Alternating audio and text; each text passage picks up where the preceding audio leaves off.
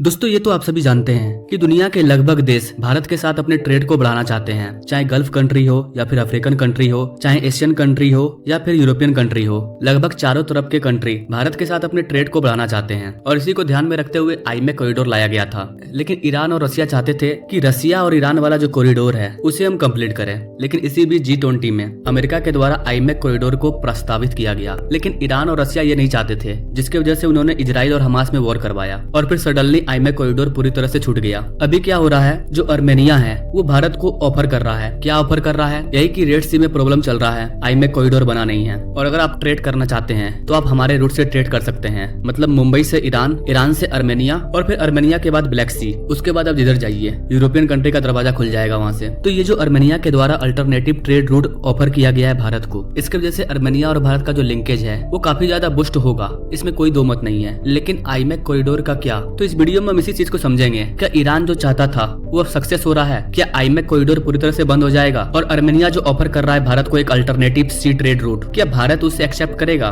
इससे भारत को कितना फायदा होगा, चलिए जानते हैं इस वीडियो के माध्यम से। नमस्कार दोस्तों, मैं विकास और आप देख रहे हैं ऑल इंडिया अफेयर्स। नाउ आप ये आर्टिकल देख पा रहे होंगे, Armenia offers alternative sea trade route to India amid Red Sea tension. तो रेड सी में जो टेंशन हो रहा है उसके वजह से भारत को काफी ज्यादा प्रॉब्लम हो रहा है। हमारा जो ट्रेड है यूरोप के साथ वो हो नहीं पा रहा है, क्योंकि यमन के हुतियों के द्वारा शिप वगैरह पर लगातार हमला किया जा रहा है। इजराइल और हमास में वॉर चल रहा है, जिससे ग्लोबली इंटरनेशनल ट्रेड में काफी बाधाएं उत्पन्न हो रही है। लेकिन गाइस, अगर आप इस टेंशन के भीतर जाएंगे ना तो आपको समझ में आएगा कि ये प्रॉब्लम इसलिए क्रिएट किया जा रहा है ताकि आईमेक कॉरिडोर ना बने और ईरान से रसिया जाने वाला जो कॉरिडोर है वो चालू हो जाए। और चाइना भी चाहता है कि उसका जो बेल्ट एंड रोड इनिशिएटिव है वो आगे बढ़े और आईमेक कॉरिडोर बंद हो जाए। इसी बीच में अर्मेनिया के द्वारा ये ऑफर किया गया है अल्टरनेटिव सी ट्रेड रूट। ये रूट क्या है इसे समझ लीजिए। सबसे पहले आप अपने स्क्रीन पर ये मैप देखिए। इसे कहा जाता है the Persian Gulf Black Sea corridor या फिर the Persian Gulf Black Sea transit corridor. मतलब ये जो कॉरिडोर है ना, ये व्लादिमीर पुतिन से थोड़ा सा अलग है, लेकिन मिला जुला करके वही है। मान लीजिए मुंबई या गुजरात से हमारा शिप निकलता है, वो सबसे पहले जाएगा ईरान। और जैसा कि आप सभी जानते हैं, ईरान में भारत ने एक पोर्ट को खरीदा है और इस पोर्ट के लिए इस बार के बजट में भारत ने अलग से 100 करोड़ रुपया साइड किया है ताकि उस पोर्ट को ग्रो किया जाए। तो मे भी हमारा जो शिप निकलेगा वो ईरान में जो हमारा पोर्ट है वहाँ पर जाएगा। इसके बाद जो भी गुड्स होगा वो इस पोर्ट पर लोड अनलोड होगा। उसके बाद बाय ट्रेन या बाय रोड ईरान के दूसरे सिरे पर पहुंचेगा, यानी कि अर्मेनिया में इंटर करेगा। फिर थोड़ा और आगे बढ़ेगा अर्मेनिया से और एंटर कर जाएगा जॉर्जिया में। और जॉर्जिया के बाद सारा रूट खुल चुका है। एक और आप रसिया जा सकते हैं और दूसरी ओर आप यूरोपियन कंट्री जा सकते हैं। तो ये भी एक बेस्ट कॉरिडोर है। तो अर्मेनिया का कहना है कि इससे भारत को एक अल्टरनेटिव मिलेगा। किसका अल्टरनेटिव मिलेगा? अभी जो ट्रेड रूट है रेड सी वाला, उसका अल्टरनेटिव। बाकी आईमेक तो अभी बना नहीं है। वैसे ये जो रूट है रेड सी सुएज कैनाल वाला, ये एक ट्रेडिशनल रूट है जो काफी लंबे समय से यूज किया जा रहा है। रसिया और भारत के बीच में जो कॉरिडोर बनने वाला था उसका नाम है इंटरनेशनल नॉर्थ साउथ कॉरिडोर, यानी कि INSTC, जो कि इंडिया के मुंबई से स्टार्ट होगा और रसिया मॉस्को तक जाएगा। ये भी एक तरह का गेम चेंजर रूट है जो कि 7200 किलोमीटर लंबा है और ये मल्टी मोड नेटवर्क वाला रूट है।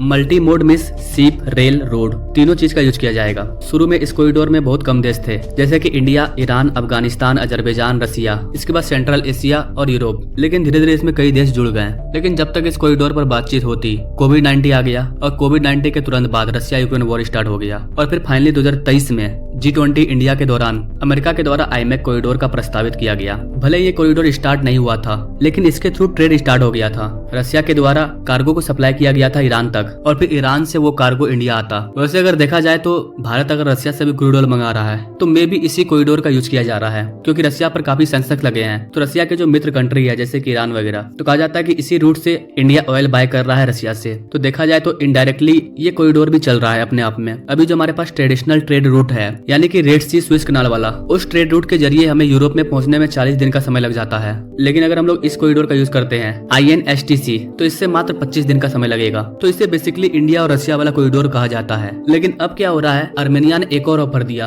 और भारत के पास एक और अल्टरनेटिव आया है। इस चीज से आप इस बात का अंदाजा लगा सकते हैं कि पूरी दुनिया भारत के साथ ट्रेड करना चाहती है। रसिया इंडिया वाला कॉरिडोर का प्रस्ताव आया था बहुत पहले, फिर आईमेक कॉरिडोर का प्रस्ताव आया, वो भी भारत से गुजरने वाला है। और अब फाइनली अर्मेनिया के द्वारा एक और अल्टरनेटिव दिया जा रहा है, वो भी भारत से स्टार्ट होगा। तो कहने का मतलब ये है कि कोई भी कॉरिडोर बने फायदा भारत को ही होगा, क्योंकि हर रूट भारत से स्टार्ट हो रहा है। ये मजेदार चीज है। ये दर्शाता है कि किस तरह से दुनिया के पूरे कंट्री भारत के साथ अपना ट्रेड को बढ़ाना चाहते हैं। आर्मेनिया के द्वारा प्रपोज किया गया कि Persian Gulf Black Sea corridor, और बताया जा रहा है कि इससे इंडिया अपने ट्रेड को रसिया और यूरोप दोनों जगह कनेक्ट कर पाएगा। नाउ स्क्रीन पर आप मैप के माध्यम से देख सकते हैं कि रसिया इंडिया कॉरिडोर से ये थोड़ा सा डिफरेंट है। मुंबई से हम ईरान तक जाएंगे वो सेम है, और फिर ईरान से हम अजरबैजान जाने वाले थे। यहाँ पर क्या किया गया, अजरबैजान ना जा करके आर्मेनिया ने ऑफर किया कि आर्मेनिया का थोड़ा सा बॉर्डर ईरान को टच करता है, आप ईरान से आर्मेनिया में आ जाइए और फिर आर्मेनिया के बाद जॉर्जिया, और जॉर्जिया के बाद आपका सारा रास्ता खुल जाएगा। या तो आप रसिया में जाइए या तो आप ब्लैक सी से होते हुए यूरोप में एंटर कर जाइए, तो ये भी सही रूट है। आर्मेनिया भारत को ये ऑफर इसलिए कर रहा है क्योंकि पिछले कुछ सालों में आर्मेनिया और भारत का जो रिलेशनशिप है वो काफी ज्यादा स्ट्रॉन्ग हुआ है, बेसिकली डिफेंस सेक्टर में, चाहे वो S-400 की डील हो या फिर पिनाका मिसाइल की डील हो।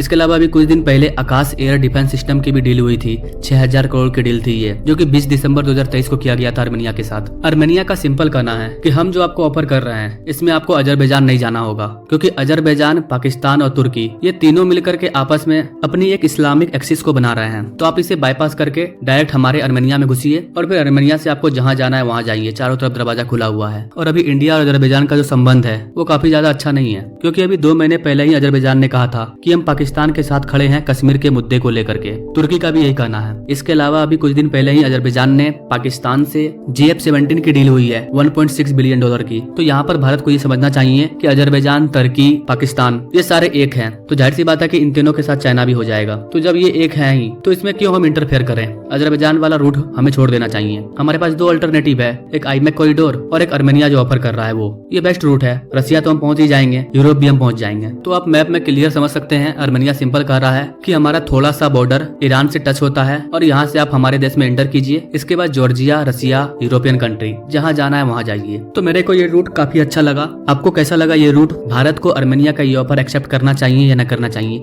आप क्या सोचते हैं इस चीज को लेकर के? आप अपने राय कमेंट बॉक्स में जरूर दीजिए, क्योंकि आपका एक कमेंट हमारे लिए बहुत ही इंपॉर्टेंट है। आपके एक कमेंट से हमें फर्क पड़ता है। आप हमारे देश के नागरिक हैं, तो भारत के विकास में आपकी एक एक विचार इंपॉर्टेंट है। Now thank you for watching. मिलते हैं अगले वीडियो में एक नई जानकारी के साथ, तब तक के लिए जय हिंद।